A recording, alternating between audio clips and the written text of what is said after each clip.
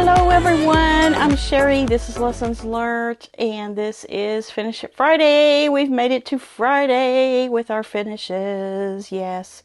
I hope you watched Wednesday's video. I had a really easy pattern on there that you can use with a layer cake or any other types of pre-cuts or yardage, but it worked really well for a layer cake. I will show you mine right here. Somewhere here. I have it all together. I do not have the border on. As you see there, I have the border mocked up, and I am going to do kind of a wider border like that. As it is without the border right now, it's a 48-inch square. I don't have the border on because I noticed that my top row is off a little bit. See the white square? It's like there's the top half of the square is kind of leaning off of the other end of the bottom part of the square.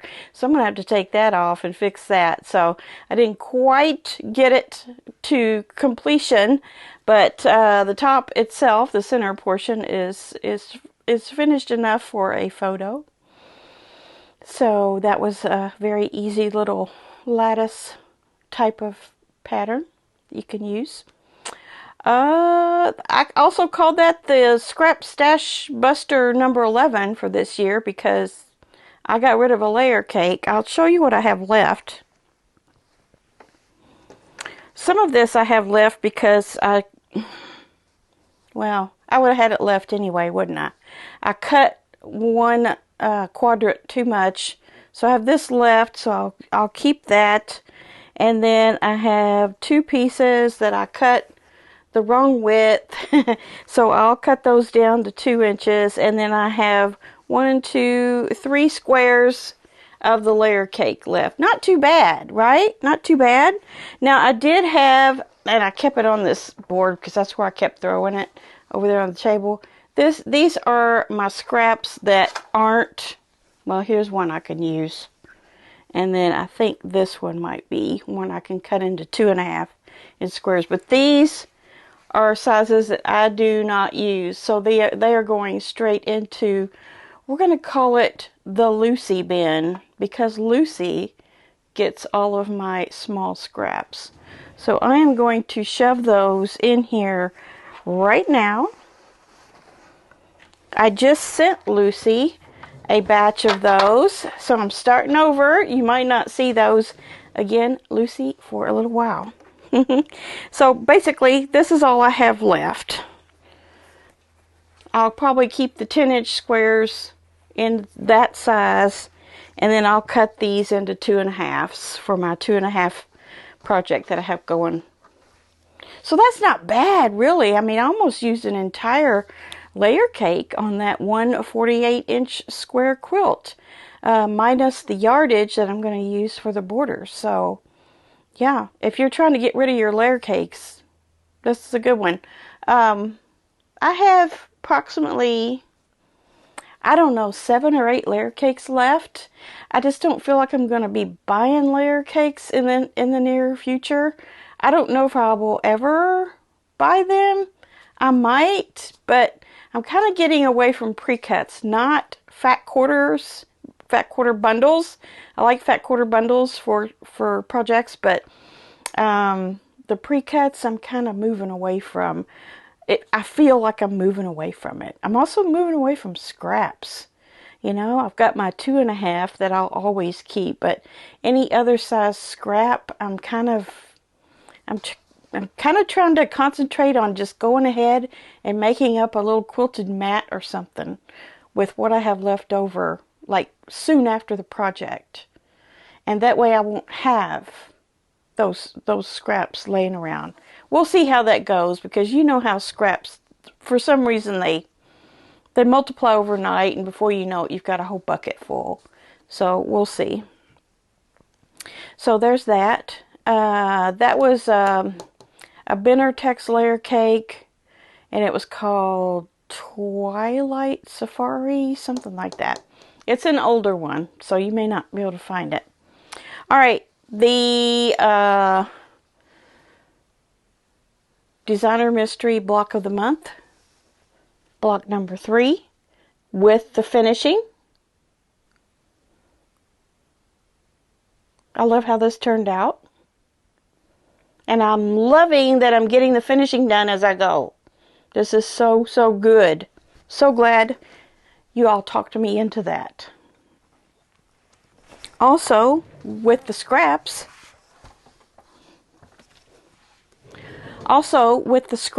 I'm working on my Abloom, and I did not finish another embroidered one, but I do want to remind you that I have three of these made up, and I have 2 more over there on the wall that are embroidered. So really all I need to do is make the block that I'm making. Now, let's talk about this block. Now, this is the finishing stuff I'm talking about for the Abloom panel. Remember, I made this block out of last month's scraps and scraps from the finishing kit that I cut out. So this month, I took the scraps from that number 3 block and made another one. So this will go on either side of one of these blocks. So, but what I wanted to point out to you was, some of you pointed out very nicely that I had run my friendship star backwards, like counterclockwise. You see how they go like this? See, that's clockwise. That seems right to me. But you all were saying it should have went this way. But I don't think it makes a big impact. If that's quote unquote wrong, I don't think it looks wrong. So I'm just going to do them all that way. Is that going to be okay? Do you think? I think it'd be fine. So I got another one of those done. So as I get these blocks, I will do one of these with the scraps. So that was good. I did not get to my blockheads for this week, whichever block they came out with on Wednesday. I did not even start on that, so I'll probably start on that today and get that out of the way. And then, yeah. That's what I did this week. I believe that's everything that I did. I did not get my other curtain up. The vast majority of you said to leave the curtain for a while and see how I like it. And if it starts getting on my nerves, then I can change it or take them down or whatever. A few of you said you didn't like it at all. And some of you said to change the color. But way more than half of you said to keep the curtain. So I'm going to keep the curtain for a while. I do like how it softens things. I just need to get this one on so that it all makes sense. I don't know why I haven't done it. I just need to do it. So we have a few finishes from you guys this week. I didn't have 10 people, but I definitely have more than 10 quilts. So hang on here and we'll get started on our quilt show. Let's go. First up, we have Dee Dee, and Dee Dee is sharing with us her progress on the pick and mix sew along that we did not too long ago. She has all the centers of her blocks finished, and she started to add the components of the shoe fly block. You see on the second row, second block, she's got the corner pieces on there. So it's kind of an olivey green color that her shoe fly blocks will be in between these. And she says the blocks are made with the Moda line Love Note layer cake.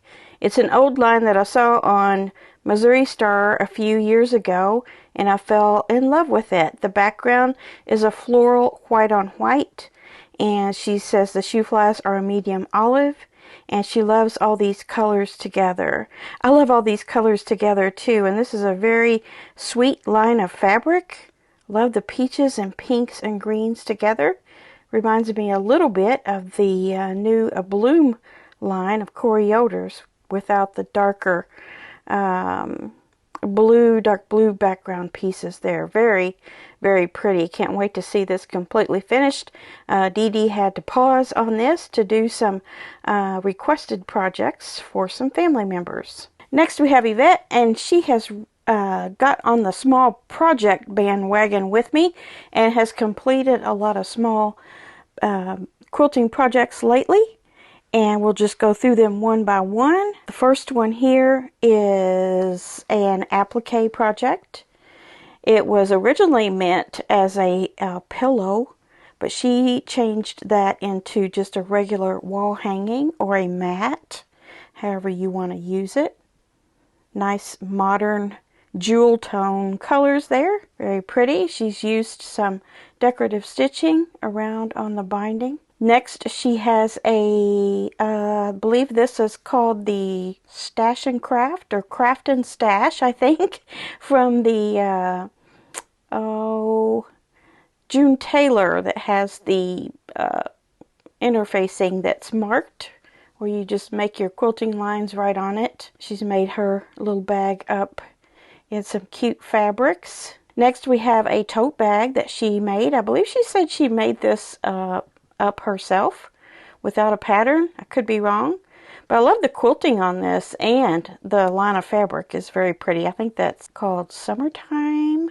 Could be wrong, but she did a cross hatch of a curved stitch, and that made a really nice quilted effect for the bag. Nice big roomy bag too. This next wall hanging size quilt, I believe she said, was made from leftover HSTs, those cutoffs that we have from HSTs, and you can make them into all sorts of things. You see she's positioned them in stars in the center area, and then a zigzag on the sides, and then a pinwheel on the corner. So that's what you can do with your leftover HST pieces. Just sew those up and make a whole nother quilt. This one is kind of a modern version of a quilt pattern done up in solids. Very nice retro looking quilt. I believe this also is a wall hanging size, if I'm not mistaken. Love it. Next, we have a project bag that she did and also added a handle to it. I like the charm on the zipper as well. It says Quilter. Here we have 3 little lanyard, like name tag, or you could carry a few essentials there. I don't know if they're big enough for a cell phone. I believe they are, but we see she has a little zipper pocket, a little clear pocket. Could put a name tag in there if you were attending a convention or a show or something like that. And then I think the back side is another pocket there that you could put a cell phone in, possibly wear around the neck or as a crossbody. Here we have some stars done up in some nice tomato red colors, I want to say, and then a nice salmon, desert sand sort of background to set those off. Very pretty. That's gorgeous fabric on the stars. And that's all for Yvette. She's been very, very busy with her small projects. Next we have Deborah, and she says this is a kit from Connecting Threads called Stars at Twilight. It's 70 by 87. She bought this a couple years ago and decided to put it on her list of things to do for this year, and that's what she did. She made up a list, and this was on it. She got it done. She says she makes up project boxes for each quilt so she can start it when she has time. That's smart. I like that. She has one more quilt on her list for this year. So now she's going to start dithering about what she should make next. So you're about 3 months ahead of the game, Deborah. So you've got some free time to dither around about what's going to be next. She says she had bought a 15-yard bolt from Marshall Dry Goods, and she's got 10 yards left of that. That's the backing on this quilt right here. I love the dark charcoals and grays with a little bit of kind of a rusty color, fallish sort of flower on the border, and that's repeated in some of the blocks as well. Beautiful job. Chris Chris has gotten her Barnstar sampler finished. Look at this. This is a big, big quilt. She says, I finished piecing the Barnstar sampler last year. Wasn't sure what I wanted to use for backing or how I wanted to quilt it, so it sat for a bit. It's the largest one I've done so far. I used mostly Shelley Kavana fabric from her Gathering collection with some of my stash thrown in. Fat Quarter Shop had the backing fabric on sale, so I grabbed it and quilted it with my embroidery machine. My husband and I took a drive one day looking for a good spot to take pictures and came upon a bit of history on the bridge we found. Then we took it to the historic area of our county park and shot it with an old train depot and grocery store. It was a fun afternoon and a nice drive. Oh, what a great story. I love this. It looks great there on the bridge, but also you see in the picture collage here, she has it on the railing of the little train station and also on the bench of the little, looks like a little gas station there. Very nice. I need to do more photos like this with my quilts. It just has such a nice impact. Jane says that she finished this labyrinth quilt top by Calico Carriage Quilt Designs. The project has been ripening on my project shelf for more than a couple of years. I really like using Moda grunge fabrics. Most of my projects have at least some grunge included. I have wanted to make a totally grunge quilt for some time, and this is the project. The backing is going to be a medium gray grunge, and the binding will be the dark blue used in the quilt top. It will be taken to my Longarmer next week. Yes, you gotta love grunge. I love grunge too. I think I could just about use it in every quilt project as well. But we see here this labyrinth, the effect that it gives here kind of gives a 3D effect. And you've used the lighter pink and blue in the Lemoyne star back there. And then you have two blue intertwining frames and two darker shades. Looks like a dark either gray or black, and then burgundy. And then the burgundy is repeated in the outer border, as well as the Lemoyne star colors are repeated in the inner borders. So that is a very nice project. You're on the home stretch now of getting this one done, and it's looking really nice. That gives a really nice effect. Donna has a Cleveland Browns themed quilt that she did, and it is a big football. Look at that. Who would have thought to have made a big football? That just turned out great. I'm not sure if you used a pattern or if you did that in your head. You certainly could do that in your head. It doesn't look too complicated. And if you look really closely, Donna has used some meandering that includes footballs in the design. Perfect. And then the back, she has the Cleveland Browns symbol there. And she says it's called Rookie Quarterback by the Robinson Quilt Company. So it is a pattern. I chose to use a porch flag with the Browns and mascot on it to finish the back. Oh, okay. I quilted it with an edge-to-edge design on my embroidery machine of footballs and helmets. My husband loves it. This quilt can be designed for any team. I hope you like it. We do love it. And yes, that's a great idea to use one of those garden flags.